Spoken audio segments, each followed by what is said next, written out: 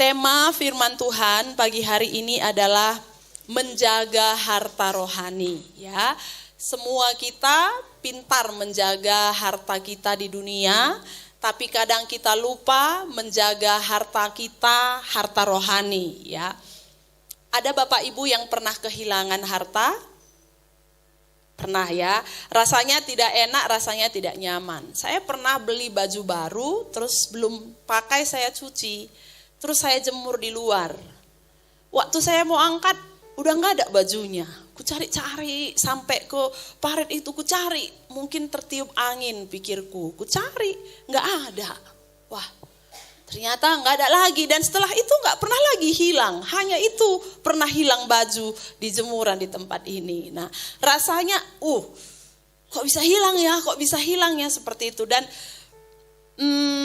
kalau baju tidak terlalu sulit lah ya. Maksud saya ya kalau baju masih ada baju yang lain yang bisa dipakai. Walaupun kita mau pakai masih punya baju yang lain. Ataupun kita bisa kumpul-kumpul uang lagi, beli baju lagi.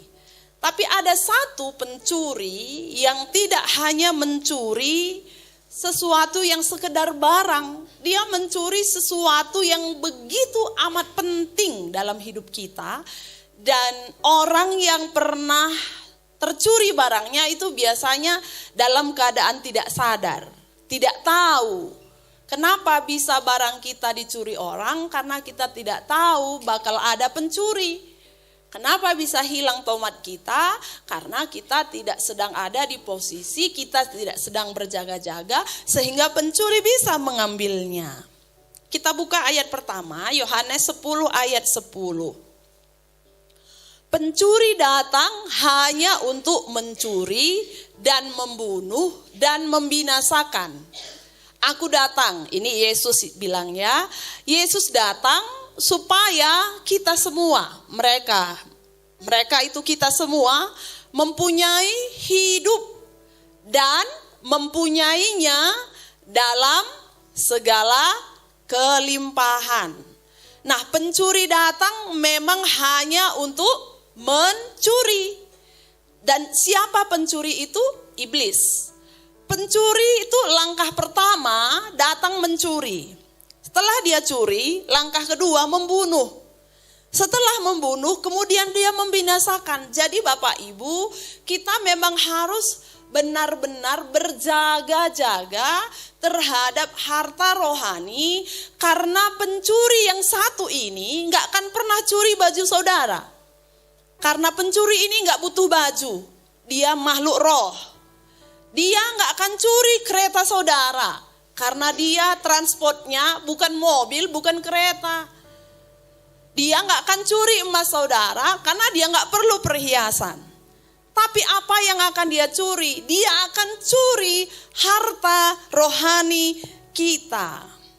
Ya, jadi ada harta rohani yang akan saya bagikan beberapa yang mungkin hari ini kita perlu cek bersama-sama. Harta yang pertama, harta rohani yang pertama itu adalah tujuan hidup.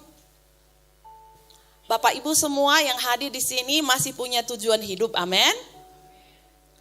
Kalau tujuan hidup itu tidak sesuai dengan firman Tuhan, tujuan hidup itu membuat kita kadang-kadang bisa putus asa. Contohnya, tujuan hidupku kalau tidak sesuai firman itu adalah membangun rumah lantai 5.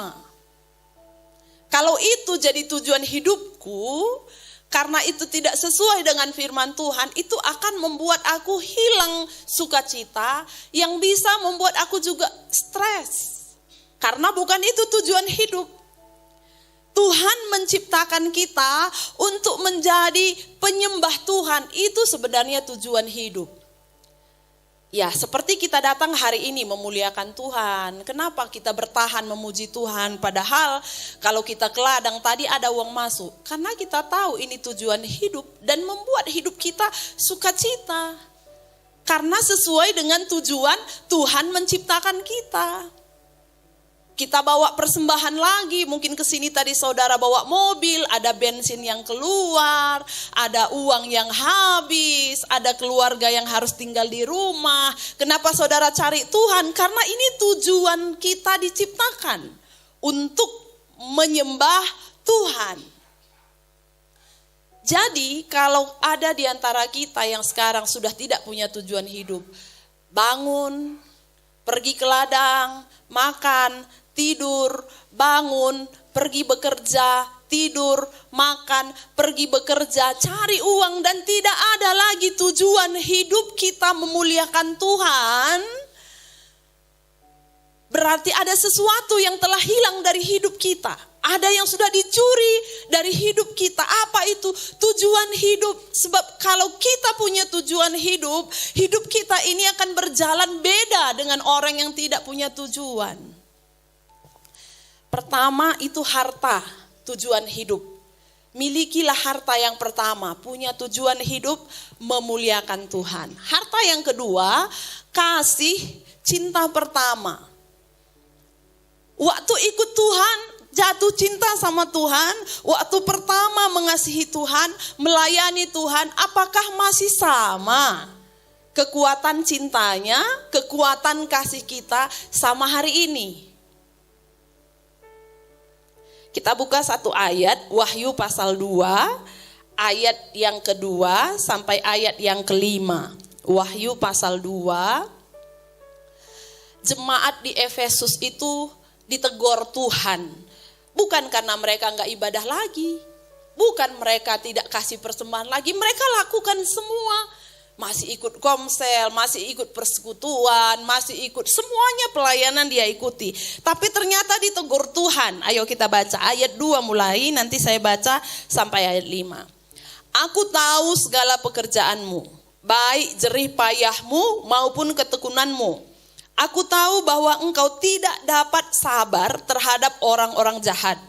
Bahwa engkau telah mencobai mereka yang menyebut dirinya rasul. Tetapi yang sebenarnya tidak demikian, bahwa engkau telah mendapati mereka pendusta. Ya, hebat jemaat ini ya. Jadi dan di ayat 3, engkau tetap sabar dan menderita oleh karena namaku, dan engkau tidak mengenal lelah. Ya, luar biasa jemaat ini ya. Mereka itu gak kenal lelah, ya, melayani Tuhan. Dihina orang pun dia maju terus. Tapi ayat 4, namun demikian, aku mencela engkau karena engkau telah meninggalkan kasihmu yang semula. Sebab itu ingatlah betapa dalamnya engkau telah jatuh, bertobatlah dan lakukanlah lagi apa yang semula engkau lakukan. Jika tidak demikian, aku akan datang kepadamu dan aku akan mengambil kaki dianmu dari tempatnya jikalau engkau tidak bertobat. Bukankah jemaat Efesus baik? Baik. Bukankah jemaat Efesus gerejanya enggak tutup? Masih berjalan gerejanya. Masih berjalan ibadahnya. Tapi Tuhan bilang, aku mencela engkau. Kenapa? Karena engkau telah meninggalkan kasihmu yang semula. Kemana perginya kasih mereka? Atau kalau saya bawa kepada kita, kemana perginya kasih kita? Dulu aku masih umur 17. Kekuatanku itu masih kuat. Waktuku masih banyak. Sekarang aku sudah umur 50. Kekuatan sudah mulai berkurang, anak bertambah, bahkan mungkin ada yang sudah ada cucu, sibuk Berarti ada sesuatu yang hilang. Ya, di mana kasihmu yang mula-mula? Tuhan bertanya. Itu harta Bapak Ibu. Harta yang sudah dicuri oleh iblis. Yang sudah dipakai melalui kesibukan dan lain sebagainya. Sehingga kasih kita yang berkobar-kobar itu sudah mulai makin redup. Dan parahnya kita menganggap itu tidak masalah. Karena kita berpikir, wow, aku ini sudah tua. Aku ini sudah tidak sanggup. Gak perlu lagi seperti dulu. Memang kekuatan boleh berkurang. Tapi semangat harus tetap muda. Katakan dulu kanan kirinya, umurmu boleh tua, tapi semangat anak muda. Haleluya, haleluya ya. Jangan alasan sudah tua aku, nggak boleh lagi ngapa-ngapain. Iya, kalau kamu menginjil ke seberang laut, nggak diajak juga. Ya, kalau kamu diajak pergi malam-malam, nggak juga. Tapi di rumah ada semangat Bapak Ibu. Ya, itu tidak dibatasi oleh waktu, di mana saja boleh. Lalu apa? Sukacita. Masihnya kita semua sukacita? Haleluya ya. Coba dulu persengeti teman kiri kanan do ya, tetap sukacita teman. Walau murah semua barang. Ya kan? Jangan hilang sukacita ya. Kalau dulu awal-awal ikut Tuhan, murah cabai, murah tomat semua. Haleluya. Tapi kalau sekarang hilang sukacitanya ya. Kenapa begitu? Dicuri iblis ya. Diambil pencuri. Nah, terus yang terakhir iman. Saya pernah mendengar sebuah kesaksian begini ya, orang Kristen ini ya, orang percaya dia punya iman. Saya pikir sederhana tapi ini bisa kita terapkan dalam hidup kita. Dia kerjaannya ke ladang. Satu kali dia kerja, ladangnya itu rumput tinggi-tinggi. Terus dia pakai cangkol. Tiba-tiba dia berhenti, cangkol itu tinggal di tengah. Lalu dia pergi ambil sesuatu, habis itu dia lupa cangkol di mana. Mana cangkol Tuhan? Gu daramina ku je ila je daramina ku je peran cuma dai lanai dah na jala cangkol dai. Berdoa dia, Tuhan, kalau nyari-nyari cangkol terus ini sepanjang hari enggak dapat nanti, tolong aku Tuhan, tunjukkan aku cangkolnya. Jalan dia. Langsung tertendang, ini Kak cangkolku tadi. Nyari cangkol pun pakai iman Bapak Ibu. Sekarang orang jodoh pun enggak pakai iman. Jumpa aja, enggak jadi, maksud Tuhan. Pakai iman gitu kan. Nanti kan bilang, jadi tante ini kita jadi harus rohani kali, semua harus pakai iman. Ya iya, kenapa rupanya? Kan memang begitu kita seharusnya, pakai iman. Tapi kenapa iman yang dulu sudah mulai berkurang? Itu yang saya mau kita sama-sama belajar. Jangan-jangan pencuri ini sudah mulai mencurinya. Dulu kalau sakit kepala, sakit perut, kita tumpang tangan kan Bapak Ibu. Iya kan, kita doakan dalam nama Yesus. Sakit kepalaku sembuh. Kalau sekarang sakit kepala, parame. Langsung gitu kan, enggak mempan. Influenza, apa ya? Influenza. Aduh lupa aku, Mama Bastian yang hafal ini kalau obat-obat ini. Kalau aku enggak hafal. Parame, langsung begitu. Kalau dulu sakit perut, kita berdoa kan Bapak Ibu. Masih ingat kam dulu waktu kam berdoa, kam belajar tumpang tangan sendiri. Tapi sekarang banyak sekali iman kita sudah mulai bergeser.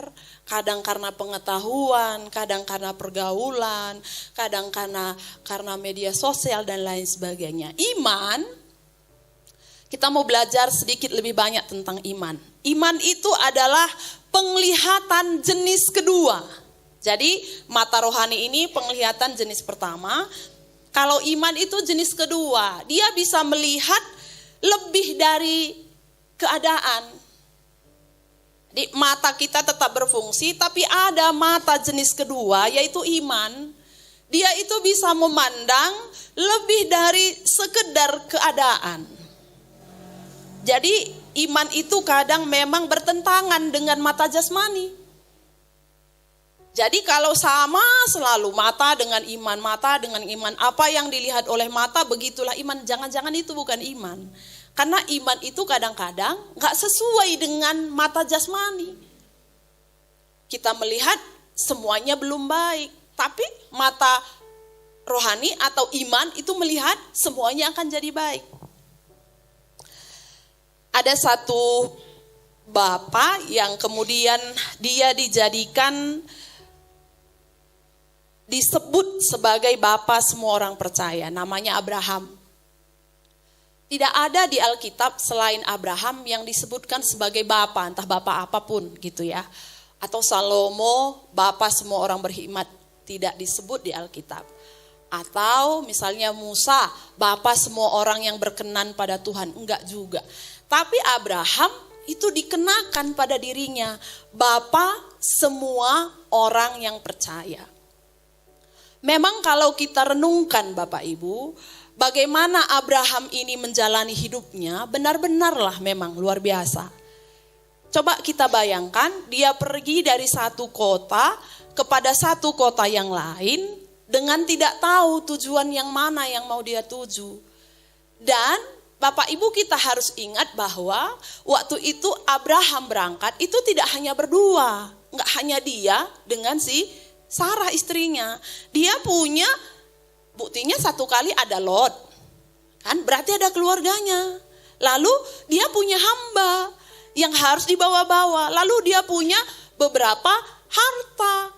Jadi kalau sekarang misalnya ada orang lewat dari kampung kita, seperti semacam gerombolan, semacam kumpulan orang, dia berjalan kaki, kita tanya, mau kemana? Enggak tahu. Jadi mau kemana? Enggak tahu. Nanti kalian makan di mana? Enggak tahu juga. Nanti anak Andu ini besar di jalan pakai apa? Enggak tahu. Kan cuma itu yang Abraham tahu. Kan dia enggak tahu apa-apa. Tapi dia cuma punya iman, kalau Tuhan suruh jalan, ya kami jalan. Tuhan suruh bawa keluargaku, ku bawa. Gitu. Jadi memang benar-benar Abraham ini layaklah menyandang nama Bapa semua orang percaya. Tapi Abraham ini juga pernah punya kesalahan. Pernah juga dia tidak percaya. Satu kali ada kelaparan. Dia waktu itu tinggal di Mesir. Istrinya Abraham ini cantik sekali. Dicatat di firman Tuhan, di Alkitab. Jadi takutlah Abraham ini kalau gara-gara istrinya si Sarah, dia itu dibunuh. Jadi dia pikir kalau aku bilang nanti Sarah ini istriku, orang suka sama dia, untuk mendapatkan dia, mati aku nanti. Bapak Ibu, apa yang dilakukan Abraham? Dia bilang sama istrinya Sarah, nanti kalau di Mesir ditanya orang kam siapa, bilang kam adekku ya. Supaya aku jadi turangdu, aku ini dihormati orang karena kam cantik. Nanti kalau orang maupun sama kam, gitu kan kira-kira ya. Maupun orang itu sama kam, aku selamat. Ngeri gini bapak-bapak.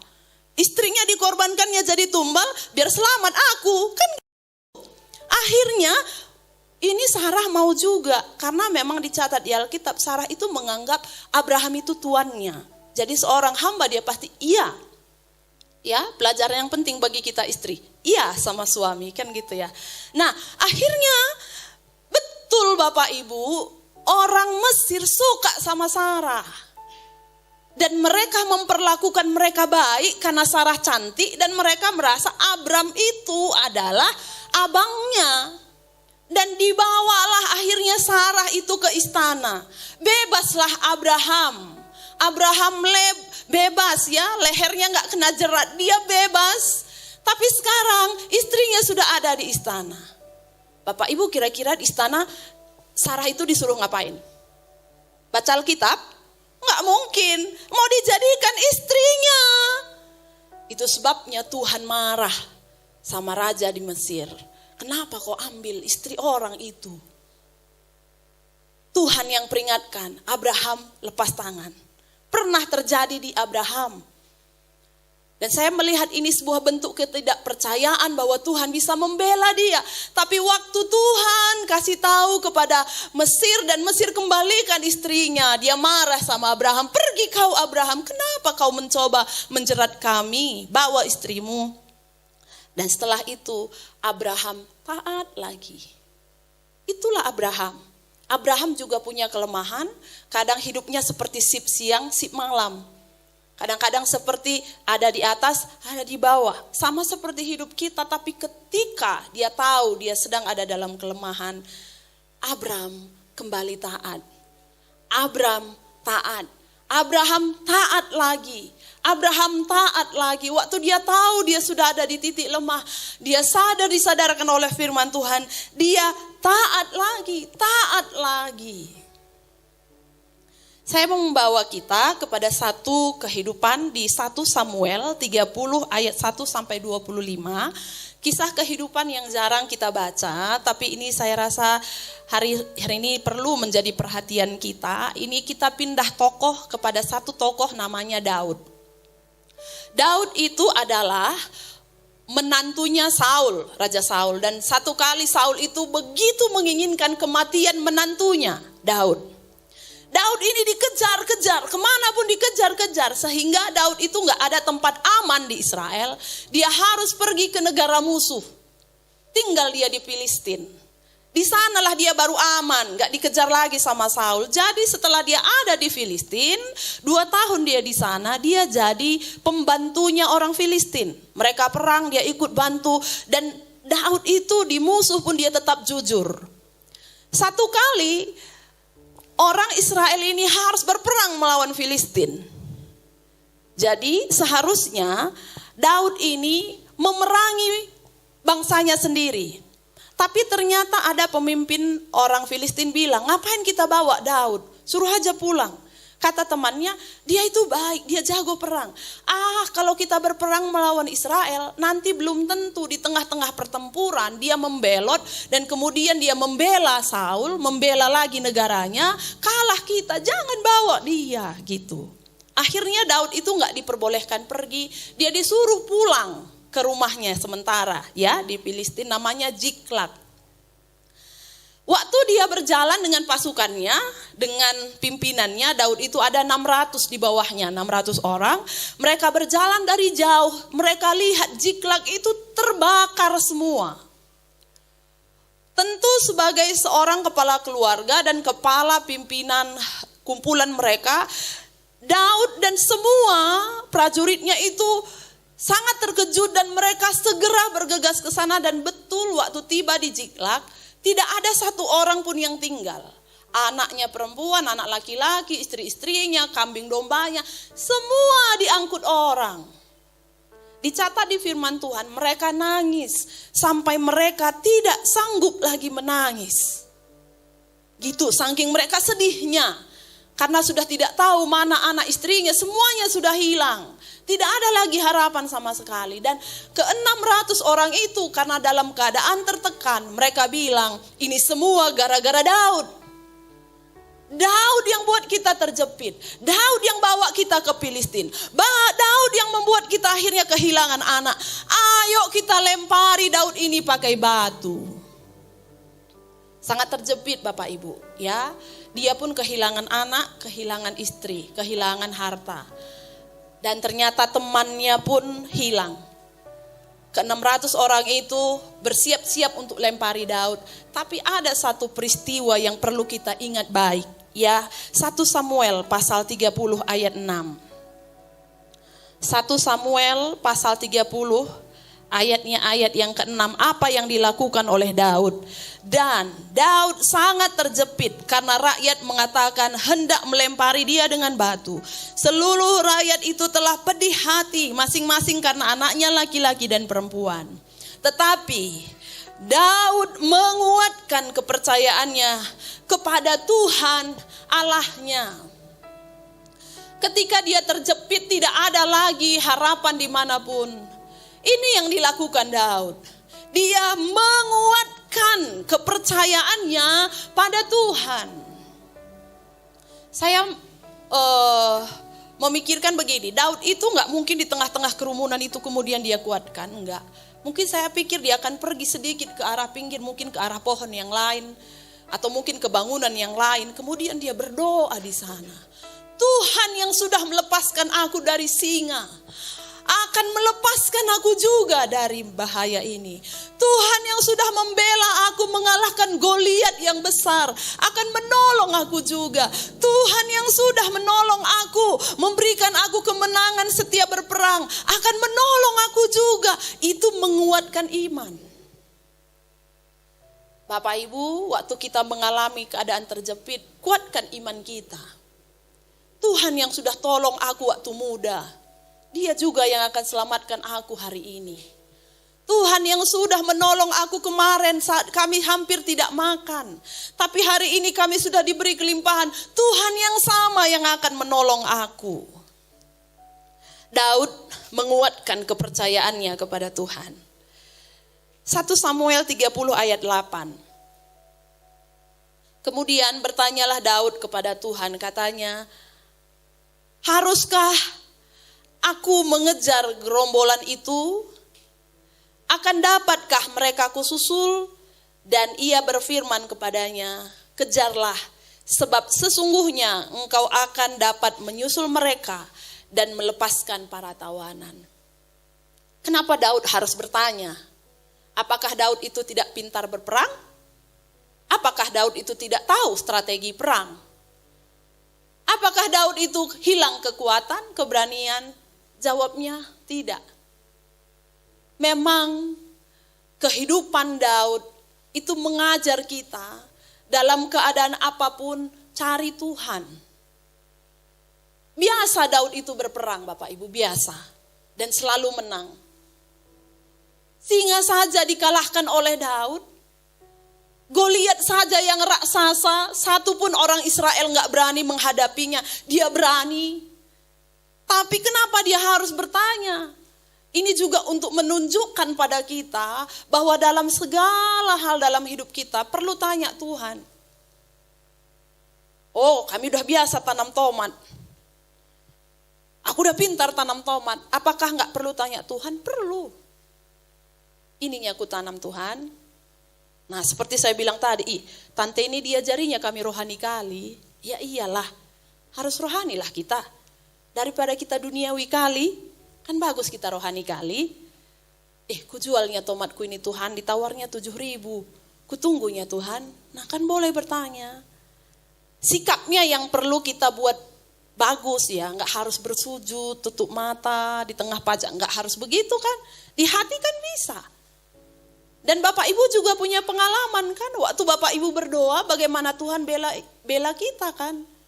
Dalam melayani, udah biasa kami mimpin pujian, sebulan sekali jadwalku, nggak perlu ku berdoa, nggak perlu ku tanya Tuhan. Salah, perlu tanya Tuhan. Ininya lagunya Tuhan. Kalau ini lagunya sebab Tuhan baik, semuanya angkat tangan, semua sukacita. Nggak selalu bisa tanya Tuhan. Apakah hari ini lagunya lambat semua Tuhan? Cocoknya lagu ini buat kami? Biasa dilakukan oleh Daud, tapi dia tetap tanya Tuhan. Biasa dia perang dan selalu menang.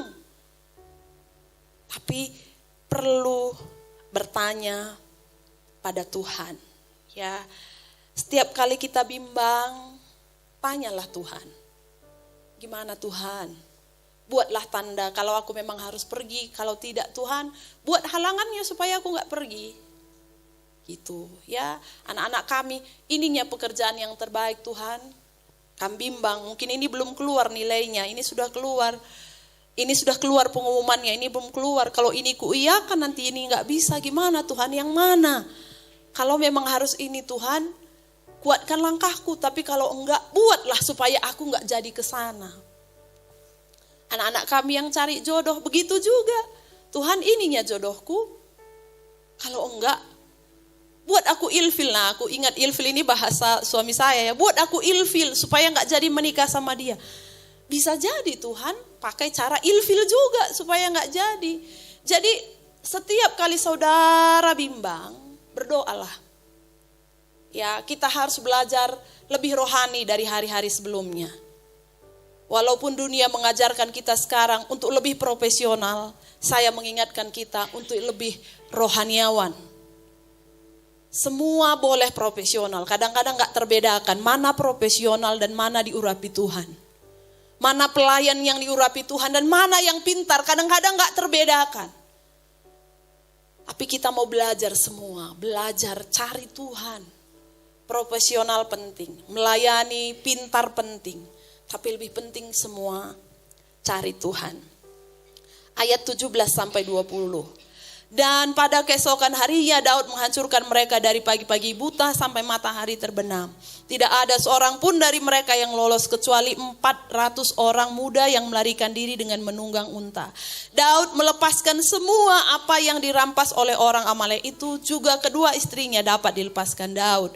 Tidak ada yang hilang pada mereka, dari hal yang kecil sampai hal yang besar, sampai anak laki-laki dan anak perempuan, dan dari jarahan sampai segala sesuatu yang telah dirampas mereka. Semuanya itu dibawa Daud kembali. Tuhan yang menciptakan kita, Dia yang menghibur kita saat susah, Dia meneguhkan langkah kita, Dia yang membuka pintu saat pintu tertutup. Tuhan yang sama juga sanggup mengembalikan harta rohani kita yang mungkin sudah hilang. Kalau hari ini kita cek, dulu aku kayaknya lebih bersuka cita dari sekarang. Berarti ada sesuatu yang telah dicuri. Tuhan yang sama, yang Tuhan kerjakan dalam hidup Daud, bisa kembalikan juga dalam hidup kita. Kita yang dulunya berkobar-kobar mengikut Tuhan, penuh iman percaya. Kemana-mana iman itu menjadi kekuatan kita. Kalau hari ini iman itu sudah mulai bergeser dan kadang-kadang digantikan dengan keahlian kita. Tuhan yang sama telah kembalikan hartanya Daud. Tuhan yang sama juga bisa kembalikan iman saudara. Ingat, iblis itu tidak pernah punya simpati. Dia tidak pernah punya belas kasihan. Kalau kita sudah dicurinya, dibunuhnya, dibinasakannya, dia nggak akan pernah bilang, stop, kasihan. Udah kasihan kali dia kita buat, udah babak belur, udah. Iblis nggak akan pernah berhenti. Ingat, iblis itu tidak pernah punya belas kasihan. Yang perlu kita lakukan adalah lawan iblis. Ya, kalau saudara kita sudah hilang iman, kekurangan sukacita, tidak punya tujuan hidup, kita kembali berjalan seperti dulu-dulu sebelum percaya lagi kepada Tuhan, atau kekurangan sekarang dibanding hari-hari yang telah lalu. Hari ini menjaga harta rohani yang perlu kita kerjakan pertama adalah doa. Ya, doa. Doa itu menjaga harta rohani. Kalau menjaga rumah itu pakai anjing, pakai wifi, pakai pakai penjaga rumah dan lain sebagainya, itu alat menjaga harta dunia. Tapi untuk menjaga harta rohani, yang pertama perlu kita kerjakan adalah doa. Ingatkan kanan kiri dulu, doa, bilang doa. Ya, saya ingat si Salomo orang yang berhikmat itu dapat hikmat itu di doa. Bertemu Tuhan di doa, bukan saat pesta. Zakaria, dia tahu dia akan mempunyai seorang anak namanya Yohanes yang akan membaptis Tuhan Yesus waktu Yesus ada di dunia saat doa. Jadi bertemu dengan Tuhan itu, kesempatan paling banyak itu di doa. Gitu. Jadi waktu kita mau dikuatkan, diteguhkan, itu kesempatannya di doa. Di doa kita. Jadi doa itu penting. Kemudian yang kedua, iman. Ya, bangkitkan iman. Seperti yang dilakukan oleh Daud. Dia menguatkan.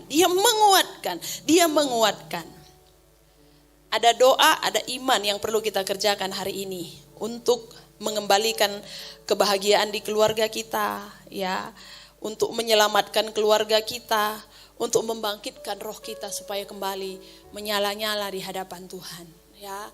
Tuhan merindukan kita semua untuk terus berjaga-jaga, menjaga setiap harta rohani yang Tuhan sudah beri bagi kita. Hari ini izinkan Roh Kudus kembali mengingatkan dan memampukan kita semua untuk bisa terus menjaga harta-harta rohani yang Tuhan berikan dalam hidup kita masing-masing. Kiranya firman Tuhan yang sudah kita dengar hari ini menolong kita semua. Doa kami biarlah Tuhan juga memberikan kita semua kemampuan untuk melakukan firman-Nya. Haleluya.